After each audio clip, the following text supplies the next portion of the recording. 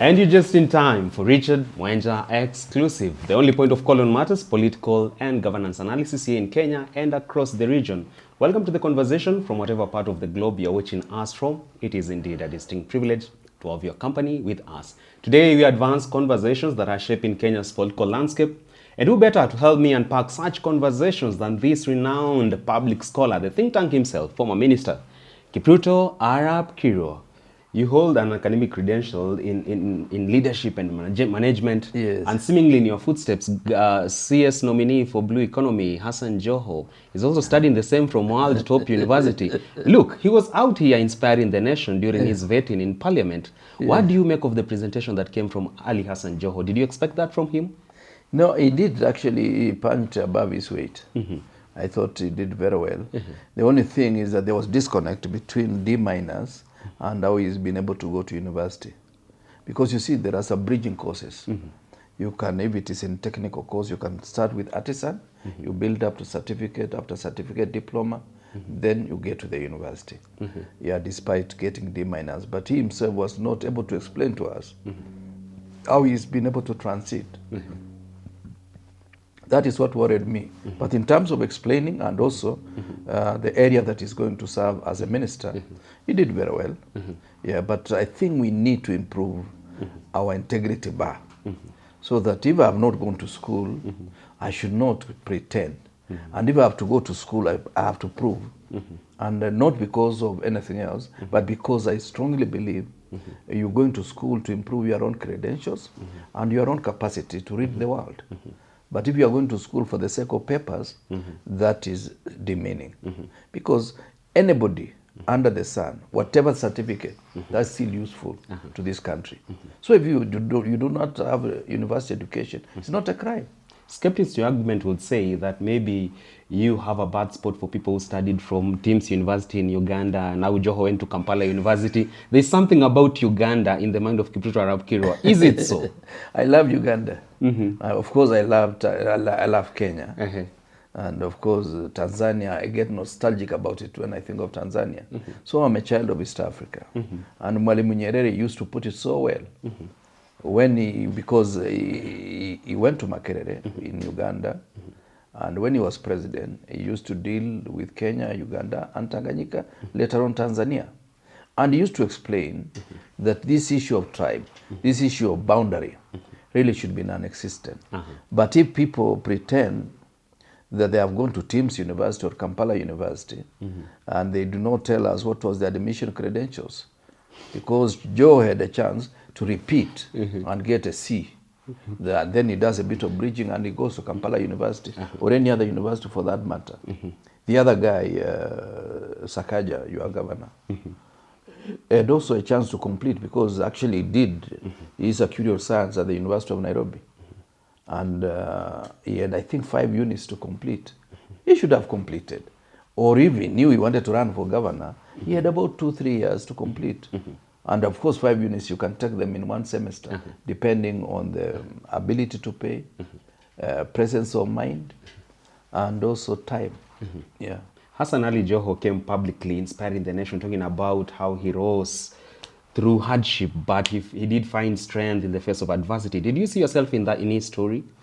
I didn't see myself because it is not entirely true. The Joo family, they are the richest in Mombasa, and Joo is 48. So when they get rich, we need, in fact, those guys, they should have framed another question. We know your net worth as a family. How come you're saying you come from poor background? Unless he's not the brother of the other Joho, and he's not the part of the family. Otherwise, they are the richest people in Mombasa today. He says he's been raised in a poor, humble Christian family. When did it change? When did it change families? Okay. These are some basic questions that those guys in the panel should have been able to ask him. Yeah. If I say I come from poor family, people may believe my story because if you went home, apart from the farm that my father bought, the rest of my brothers and siblings, they are struggling just like any other Kenyan. But the issue is, I cannot pretend that my father could not afford my school fees. He paid for me all the way to Mangu, Kapsabet Boys, and Jomo Kenyatta. There's no honor in poverty. No, poverty should not be celebrated, but wealth also must be calibrated. That of the way, straight to the day's conversation, you're talking about, by extension, your friend, second in command, DP Rigathi Gachagua. He's come forth with huge revelations saying his calls are being tapped, his friends are being threatened, and that people close to President Ruto are the ones spearheading his impeachment call. And let me ask you, from where you sit, is DP Rigathi Gachagua a man under siege? And if so, who is paying for the blood, political blood of Rigathi Gachagua? This is something I've not told you, Richard. On Saturday, I can't remember which date, we sat at the residence of the Deputy President up to 2 o'clock. Okay. Looking for who is suitable among 4 people. One of them is Rigathi. The other one is Alice Wahome. Then from Embu, Justin Muturi. He had just come in from DP. Then from Meru, Tharakanithi, Professor Kindiki.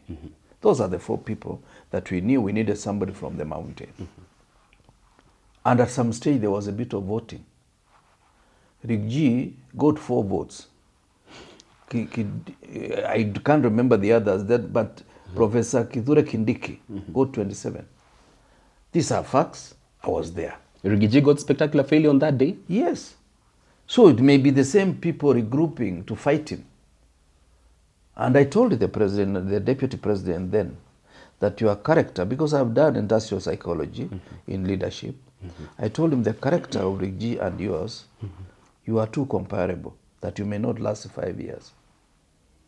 I'm saying this plainly.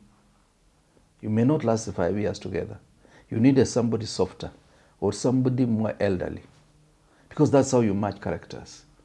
One of the issues is that upon studying behavior of 2 individuals, you will see this is a position of clash and this is a position of gelling. And if there is likelihood of no gelling, you need to tell your client the truth. They ignored my advice. Ask Chirchir, Davis Chirchir. It was part of the team. Ask Augustine Cheruyot. He was part of the team. Ask Velix Koske. He was part of the team. And I told them, you will not last with Rigathi for 5 years. It's going to be a clash. And that clash I predicted, and I told him. And that's part of the reason why I parted ways with him, because I knew this government is not going to last. 2 individuals with similar character, very combative, and generally going for the jugular. I'm telling you the truth. So Raila Odinga is not the author of Rigathi's misfortunes? No. Raila Odinga is just a convenient villain. Yeah, he's just a villain. Because the people who did not vote for Rigathi, they are still in parliament. I don't want to name names, but they are still in parliament. These were people voting for him from the Mount Kenya region. It was not us, but I was providing advice because I was a deputy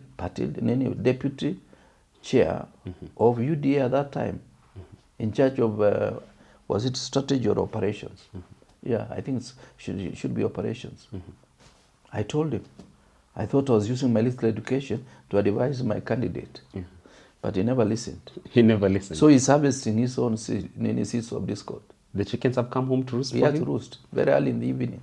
Let me get your thoughts on the sentiments of Mutahi Ngunyi concerning the woes that are facing DP Rigathi Gachagua. And he says, Dear Rigathi, ask Mutahi Kahiga, your mouthpiece, to shut up. When not speaking, he speaks for you. You are not the only sons of Mau Mau. Your methods are those of a novice. Mau Mau was a secret organization that spoke very little, negotiate with Ruto, not in public, but in private. Rigathi has come forth and publicly asked President Ruto to respect the former President Uhuru Kenyatta. And Mutahi Ngunyi is just asking Rigathi to do this in their bedroom. Do you support Mutahi Ngunyi on this? No, I don't support him, not because of the way he behaves, because he pretends to know politics better than politicians. Can't you be any polite? No. You know, this is our country. If this country goes to the dogs, you are either a dog or you will be among the dogs. So I don't give him a lot of space, because I remember in Kilifi, or was it Malindi, he was trying to advise Kibaki on economics. We sent him packing. Really? Yes, I'm telling you the truth. Ask him. Call him to the studio. Yeah, I don't know. You know, at times some people, they pretend to know everything.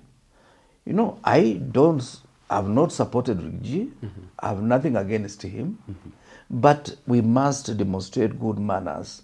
When you pick somebody as a running mate, also respect him. He said in Kasarani, the president himself, on the day of swearing in, that he's not going to treat his deputy the way he was treated. He was insulting us. And he's now continuing to insult us because he's treating him even worse than the way he was treated as the deputy president. You are discrediting Mutahi Ngunya, and they say an empty stomach makes a bad political advisor. Is he an empty stomach in this case? I don't know, he may be as full as me, or be less than I am, or even better than me. But you don't credit him with deep thinking? I don't credit him with honesty. He may be a good thinker, but he's a very dishonest analyst. When it is convenient, he will be insulting the next person. But could he be a gun for hire in this case? I do not know. I do not know his worth. Because you know, if you want to hire a gun, you must ask the price of the gun. So I don't know what is worth. But there are quotas who believe Mutahi Kahiga, Governor for Nyeri, is a gun for hire for Rigathi Gachagua. And let me ask you, would you advise Mutahi Kahiga to carefully choose battles, or at least sides? No, this thing is done. The battles are drawn. You know, let's not waste our time thinking that William Ruto and Rigathi Gachagua are going to be together beyond 2027. That may come sooner than later. This is not a decoy to distract us from the main agenda of the Gen Z, calling for accountability from the government? The deal is done. The deal is done. The deal is done completely. Don't expect anything better from the two, unless it will be impossible for them to part ways for their own survival. Otherwise, the way I see it, and I've said it before, Rigathi should prepare for another political arrangement. And as whether they will impeach him, that is impossible. They cannot have the courage to impeach him because, one, you don't know about the numbers. Two, if there was impeachment, somebody may table one today and another one tables the other tomorrow. Because you cannot impeach them unless you are doing it as a ticket. But it is individual. Impeachment is about individual. And I want to advise, I'm not a lawyer, but I want to advise Rigathi that the day of impeachment, he should choose his battles well. Because if it is impeached and it goes through, he will be barred from running for any office. And therefore he will be a kingmaker. He will fail to be a king. But more important, and this is something that we need to do, we must rethink about the position of deputy president, deputy governor. How so? We must think how to resolve it, not only politically, but also legally. So that if you run as my running mate, because you are younger than me, and therefore he was to run for any office, whether that of governor or that of president, which is highly unlikely, as my deputy governor, you must also be insulated from bad manners, where you pay some MCS to harass the governor or some MCS to harass the deputy governor. And I was thinking we must also give portfolio to deputy president or deputy governor, so that you can be deputy president and minister for sports, instead of leaving somebody hanging around waiting for assignments from the boss. And the boss is really not the really boss. The main boss for Rigathi and Ruto is the voter of Kenya. Now, the third issue is that there must be a moment of haters moment. If you are running for deputy and you want to run in the next election, you have to have a period of cooling off, 5 years. That should be put in law. So that when the president is talking, if William Ruto was to win second term, he will be preparing himself to exit the stage. And he may want to talk about legacy. Go back to Uhuru and Ruto. Uhuru was trying to build his legacy, but Ruto was building his capacity to win the next election.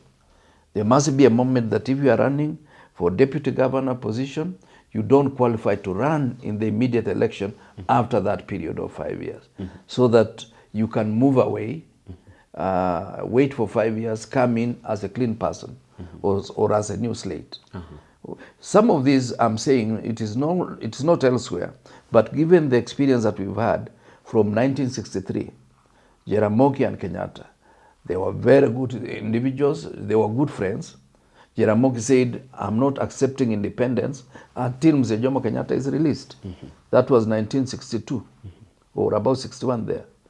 Then 64, Kadu moves into government. And Jaramogi is harassed until he resigned, just 2 years later, just like this one of Rigathi.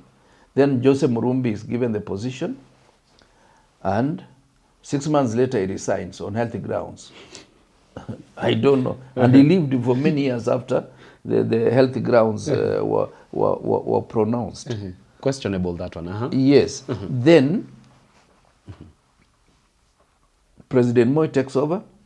He presided over as deputy vice president up to 78. Only for the death of Jomo Kenyatta to give way for Moi to be the president. But in between, he was harassed by many individuals, those guys who are seen to be around the president. Kiambu Mafia? I don't know, no. We were calling them Mount Kenya Mafia. Okay. Mafia. Okay. Yeah, so that we broaden. After you are part of the mafia in Trans Nzoia. All right, sure. Yeah, so he was harassed. He didn't have any comfort all through those 12 years as the vice president. Fast forward, Kibaki takes over as vice president. He's harassed until he was demoted from vice president to just a mere minister for health. Then Josephat Karanja takes over. That one did not last 1 year. He was harassed. Out of office? Out of office, and Mwenje and Kuria Kanyingi, they moved a motion, and the guy was chased out of office, and he decided to die just a few years later. Now, which vice president had peace? So this is a rite of passage for all second in command? Oh, yeah. Because you are the envy of everybody. You are 23 ministers, because even vice president was a minister then. Then people know that should this guy collapse this afternoon, tomorrow this will be our boss. Nobody will like you. And even nationally, nobody will like you. So, which other? The only vice presidents who survived peacefully is the late Wamalwa, Kalonzo Musyoka, maybe? Kalonzo Musyoka, and Mzee Mudavadi. Why? Because they were serving under a gentleman, Mwai Kibaki. But all these other fellows... President Ruto is not a gentleman? Well, does he come close to being one? I don't know, because I've never seen those traits in him. And is he likely to have the Damascus moment to be that political gentleman like Kibaki sometime soon, maybe? I don't know how much he reads about Kibaki. He needs to go back and ask himself, how did Kibaki travel this journey? Yeah, the schools he went, he can visit, he might get some relics of Kibaki's presence. Could the fault be that he never went to Mangu High School? Oh, the fifth? Yeah, the fifth. Well, I didn't see him unless he went after I left. Let's advance this conversation about Rigathi and what the future portends for him. Yeah. At a time when we've seen the Trans Nzoia governor being... some people have gone to him, asking him to be Kalonzo's running mate in 2027. And he is gone on record, national paper, admitting so. Yes. So then, does this mean that the goose is cooked and Rigachi's political graveyard has been earmarked? Because you'd expect people from Mount Kenya to go for Rigathi Gachagua as a potential candidate or even running mate to Kalonzo in 2027. But they've gone all the way to Trans Nzoia, deciding to pick on Natembeya, at least trying to convince him. So why is Rigathi Gachagua, even in Mount Kenya, finding all trees slippery for him? Well, I always keep this maxim. Never write an obituary of a politician unless you are dancing on his grave. Can he make a second impression? Let me tell you, Rigathi Gachagua is as lethal as any other politician in Kenya. More lethal than some of us. Because how old is he? He could be under 60. Despite having microwave success, one-term member of parliament, next seat you are the DP. And he can be the president. Who tells you he cannot? He can? Anything can happen between now and the next election, or even between now and 2032, or between 2027 and 2032. Does that inform why he's quick to be in the good books of the Kenyatta's family? He has called President Ruto, asking him to start respecting, or at least to respect President Uhuru Kenyatta, the former president. It is a good way of continuing the politics of Kenya. Even tomorrow, if President Ruto is a former president, I'll be one of the advocates to say we must respect him as a way of tradition. You see, even if Moi woke up from his grave, he still got supporters in Kenya. People who look at him fondly. And yet he was our president almost more than 20 years ago. Even Kenyatta won. Uhuru partly became the president because he was the son of Jomo. That was the substantial gravitas around which Uhuru gained around the mountain. But isn't Rigathi Gachagua coming out as a political Pharisee? Reason I'm saying this, when they took office, he was against former President Uhuru Kenyatta, putting all the blame on him, the misfortunes of Kenya. Now he's having a Damascus moment and now asking for us to respect the former president and actually asking his boss to do so. Don't you think that's the height of hypocrisy? No, we say wise men change their mind several times. Possibly Rigathi Gachagua is not only the man of the truth, but he's also a wise man. A trait that could be lacking from his boss, maybe? No, I don't know his boss. You've gone on record on this show saying the president, oftentimes his statements are punctuated with mistruths. At times, I think, well, I think the guys of the media put it very well, that the people no longer associate him with the truth. Do you hold that thought? Who, me? You, now. Well, I'm suspicious, I've been suspicious of him since the days he joined parliament. I was one of his father figures when he went to parliament. He came and asked me that he wanted to run. I told him, this is very good. You are a young man, vibrant. He was very supportive of President Moi in 1992. Then I asked him several questions. His origin, because that's important for the Kalenjin. Origin, nani baba yako, nani, all those. So you're the one who's doing orientation for him and some sort of vetting. I did a bit of it. I did not vet him, but I thought he's a good young man. Yeah, and I still believe he's a nice person. It's only that he does not associate with the truth a lot of times. And he forgets that he lied yesterday. And something that I want to remind him, that liars must have good memory. He should have good memory so that you know, how did I lie yesterday? And every morning, he should have a catalog of lies for the previous week so that he does not repeat them or contradict the lies. No. You have to be polite to the head of state. He's my head of state. He's my president. Really? But a catalog of lies? Yeah. He needs to keep reviewing it? Do you know he has 1,000 lies since he took office? Do you know that? GNZs will tell you there are 1,000 lies he has made, point blank. But he's asking for grace of time to achieve what he promised. And you've come on board as the people he deems to be hawana subira, na subira yavuta heri. Now, what do we do when he lies about things that we know? You know, I don't know things at the level of the president, but at times at the ministerial level, I sufficiently understand the government and how it operates. There are some things when he says, I know this is a lie from the beginning of time. And he keeps on lying and repeating the same lie, hoping that people will have forgotten the truth. You must have read the book about Paul Joseph Goebbels, the propaganda minister for Hitler. And possibly he picked it from there. But he should be reminded when Paul Joseph Goebbels was given inheritance of the seat, he never lasted for a day. He actually committed suicide after killing the entire family. Keep it up, Kirua. Why are you quick to profile our president as the modern day Anani and Safira?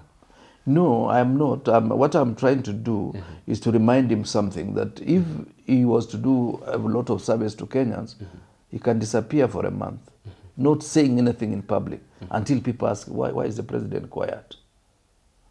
And when he comes to public, he should just have a written script so that the lies are removed.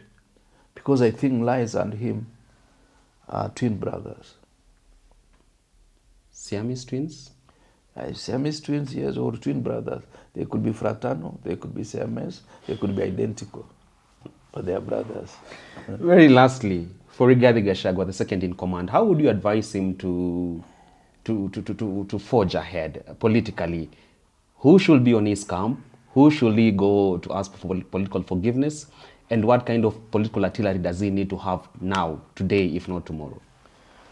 Well, he should maintain the truth, because he's been very truthful, except, of course, all of us make mistakes once in a while. Number two, he should also try to scout for friends, because in politics you need friends.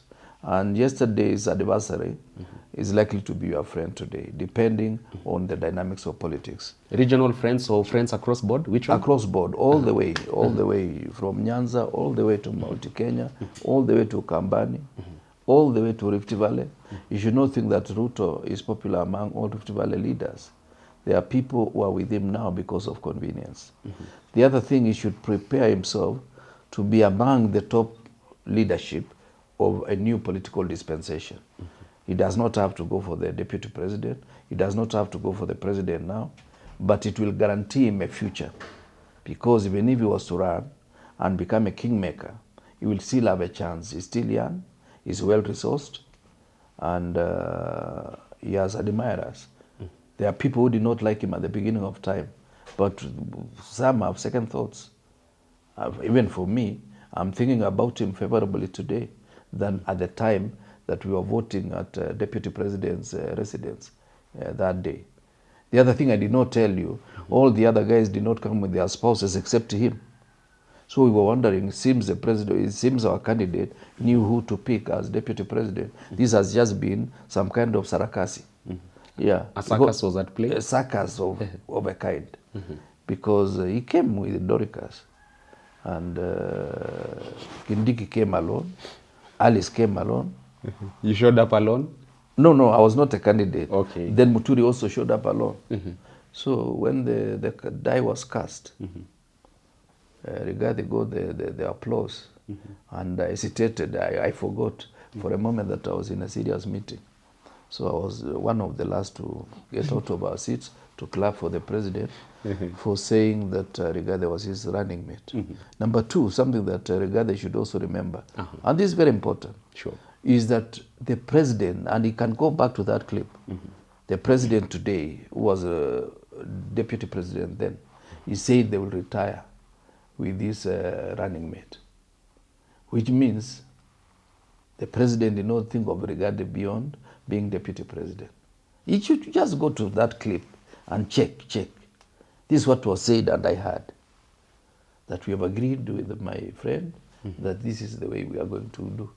Now, for Rigathi Gachagua, very lastly, there are quotas who believe that he is a political crybaby. He's petty. He is crying publicly about his misfortunes. They need for him to be the man in the house, just taking the battles within himself and acting without really pronouncing it all out there. Do you believe that conversation has some sense of truth? No, I don't. I don't, because look at it this way. The worst thing is to fight undeclared war. Because as long as the war is subterranean, and anybody in power at the level of the president can do subterranean war against you, and by the time you cry out, you will have been destroyed by arsenal from the other side. So I want him to cry more, because it is very hard to deputize William Ruto, let alone for him to deputize you. If you want somebody to tell you the truth, look for President Uhuru Kenyatta. He will tell you how impossible it was for him to be his deputy for 10 years. And I give a lot of credentials to Uhuru Kenyatta. You do? I give him a lot of credentials to have tolerated him for 10 years. I would not have tolerated him for 1 year. Your marriage could have been over in under 2 years? In 1 year. Were you the boss? 1 year. Yeah, no, I would not even have sought divorce. I would have run out of the country. Haungetaka kukaa pamoja juu ya watoto? Watoto gani? You know, kama watoto, those children will be miserable. They will get used to wars. So, please, Rigathi, cry. All Make right. noise. You remember the guy of Ben? Like Mike Omar Sonko Bongo. did? No, Omar Bongo. Omar Bongo. He was saying, make noise. So, Rigathi, make noise. Otherwise, this guy will destroy you. All right, make noise, Rigathi Gachagua. More serviettes, or at least wipes to wipe away your tears will come from Kipto Rapkira and many others who believe in your cause and your political strategies. That point takes us to the wrap of this conversation today, talking a plethora of issues in the world of politics and governance. But now I usher you to this insightful segment that is Heroes Corner with Kipruto Arab Kirwa.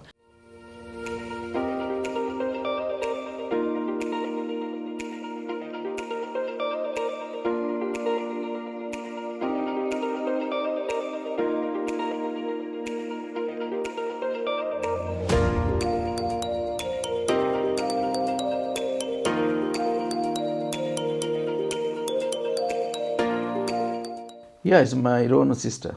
Who is that? Dr. Sally Chemgetich Koske. You have many sisters. The other day it was JB Kilimo. Now it is my daughter. Oh, that's your daughter? Yeah, this one is my sister. Sally Kosgei. Yeah. From humble background. Really? Yeah, very humble background. Back in Terik, the lower side of Nandi, close to Kisumu. where people speak 3 vernacular languages. Allah? At Serem. Fluent Luya, fluent Kalenjin, fluent Dholuo. And even Sally herself speaks the 3 languages. She's that, that versatile? Yeah, apart from good English, she does the 3 languages with ease. She was brought up there. Tell us more. And then she went to Alliance Girls, a school that was reserved for the daughters of chiefs and the special, those with gifts, or with gifted capacity. And she was one of them. Then I think later on she went to University of Dar es Salaam. And the rest is history. She went all the way. She was a classmate to Condoleezza Rice at the university in UK, US. Wow. I think that's where she got her PhD. Came back to the University of Nairobi. Then she was enlisted into the public service. She was our first woman high commissioner to London. First? Yeah. First, yeah. Okay. Then she came back and served in the government, going to foreign affairs. They served in foreign affairs with Kalonzo. When Kalonzo was the minister, she was a PS. And she was promoted. She's the first female head of public service from the whole republic. Wow. Not Kalenjin, the first female head of public service. And I think she's still the only one. To this date. In fact, I request her now to write something about her history. It is so rich, with capacity to deal with issues of international relations, something I've done, but I am not have over capacity, because she served it, and she has got a good grasp of issues, very intelligent, and also very analytical. You talk to her, she will look at you, and will have analyzed you properly. By the time you get out, you are feeling you are sweating. And why did the late President Daniel Moi put so much trust on her? Because she has both. She has the capacity, she has the intellect to associate with it, and she's also honest, very truthful. Does that inform why she was weeping when she was bidding farewell to Moi, now heading to Kabarak for retirement? Were they that close? Well, I have not asked her, but because she's my sister, I will reach out to her and ask. But you see, that was a funny moment. You remember when we took over power, we in National Rainbow Coalition, there was a lot of turbulence and a lot of propaganda. When President Moi went to bid farewell to the military here in Karen, where I don't know where, people are saying Moi is preparing to take over. Should Uhuru lose the election. So it was a moment of uncertainty. Remember, even President Moi was harassed, and even other heads of state did not even go to State House for luncheon. They literally went to the airport. I remember the late President of Zambia, Levi Mwanawasa. At the end, he was also trapped by the crowd. I don't know how President Moi managed to penetrate and go. I was left wondering. I was standing behind the president and the former president, or the outgoing president at that time. I didn't even go to State House myself. I saw those clips in the media because it was total confusion. It is something that we need to improve in future. Perhaps that is why they go swearing in Kasarani. But it was Uhuru Park, and it never gave me a nice moment, because I believe in this country. Of course, I love Tanzania, but I believe in this country. It's my country. And I think we should create systems that all these changes should move seamlessly. That's why I'm getting worried about what may happen tomorrow. Yeah. Very well. So that's my sister. That's somebody I respect a lot. So for Sally Kosgei, I mean, you find her that she did lend a voice to women leadership in this country. She did, and also she's a pace setter in many ways. In fact, I would have expected President Ruto to take her as a advisor on issues of foreign affairs. She would give him valuable advice. You know, a minister is good as the person occupying the position, but there is a team of people behind the minister, and she could have been one of them to advise on issues of foreign policy. More so that Musalia Mudavadi is the Minister of Foreign Affairs, because Sally and Musalia, they're almost like twins. Yeah, they respect each other. One is younger than me, one is older than me, but they respect each other. Yeah. Mutual respect. Mutual respect. Well, there you have it, our hero of the day, none other than Sally Kosgei. That point takes us to the wrap of today's conversation. Thank you so much for slating time for this conversation. It's my thank you for pleasure. your input and insights. Thank you so much. We look forward to hosting you on the next edition. Yep. And say hello to the people of Trans Nzoia. I understand you'll be traveling soon there. Okay. All right, asante sana. Enjoy the rest of your viewing.